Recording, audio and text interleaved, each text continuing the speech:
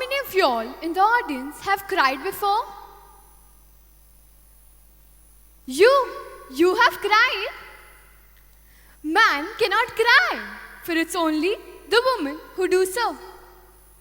This religiously followed tradition is nowhere in our scriptures, not even in our legal books.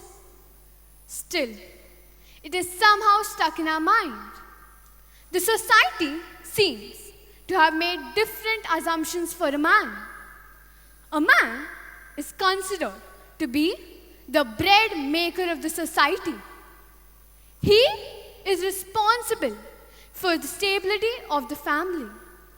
And while dealing with all this, he's expected not to cry, not to break down for once, because crying is a weakness.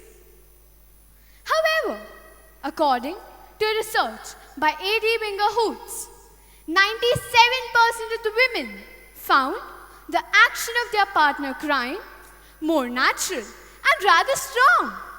So, all the men and boys, you all can cry freely without thinking what the society will think about you, for crying is your right. However, when you do this, just remember, you do this in front of the ones whom you trust, whom you know will understand your feelings and will help you cope with them. Furthermore, have you heard those New Year resolutions? I made them every year, thinking it would work someday, but it never did. I could never strike off the statement, I'll keep my tears to myself. I won't express them openly. This was my resolution. I'd forgotten that crying was so natural, an emotion that every human being shared. The society seemed to be my decision maker. They decided when I had to express my emotions, when I had to control them, and when I really had to cry. But truly, it only has to be your heart who decides so. Your heart needs to decide when you can let go things and still move on in life. When you really need a pause. You need to step back. You need to think on your mistakes and then fight back the world. Still, when we know this, the society has assumptions and assumptions. For example, a housewife dealing with thousands of things in a day. As a mother, as a housewife, as a daughter-in-law, as a sister-in-law. And is tired and frustrated of this workload that she handles every day. And breaks down in front of her family. Expecting they would understand her emotions. But the thinking said that she was a housewife, responsible for all this, and she had to do it without wasting her time in crying. Because crying is a weakness. But according to me, crying just cannot be a weakness. You just can't keep everything to yourself and still pretend to be okay. You can break down.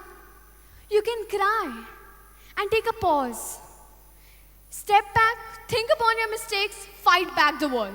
For that's what being strong is. And that's when you really feel strong from within.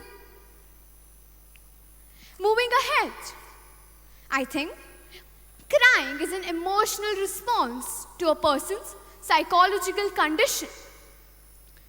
And interestingly, a tear of joy has a different chemical composition than a tear of grief. So, isn't this a miracle of nature? And so is crying. To put this better, when I see a cloud pouring rain, I feel happy about it. Because I think it's releasing all its load, all its stress at the same time. And then it's so relaxed and light in weight. Then I relate it to my heart. My heart does the same. It cries for once. It releases all the stress, all the pain, all the guilt at the same time. And then it's relaxed. It's in a better position of mind to deal with the situations that come.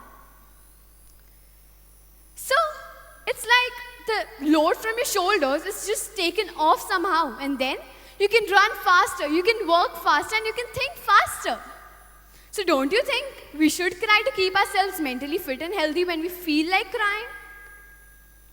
Moving ahead, to give you a better example, have you ever seen a newborn baby cry for the first time?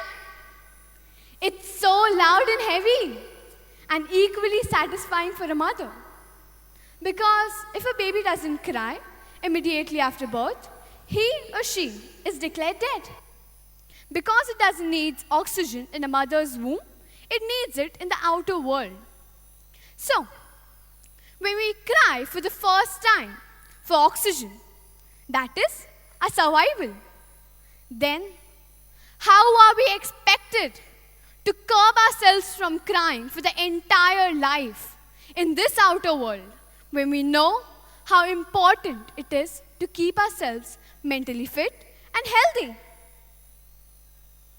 So now I think that you're a man, a woman, or a child. You all have the right to cry. And this right, no one can take it away, not even the society. So cry freely without thinking what the society will think. For it's just okay to cry. Thank you.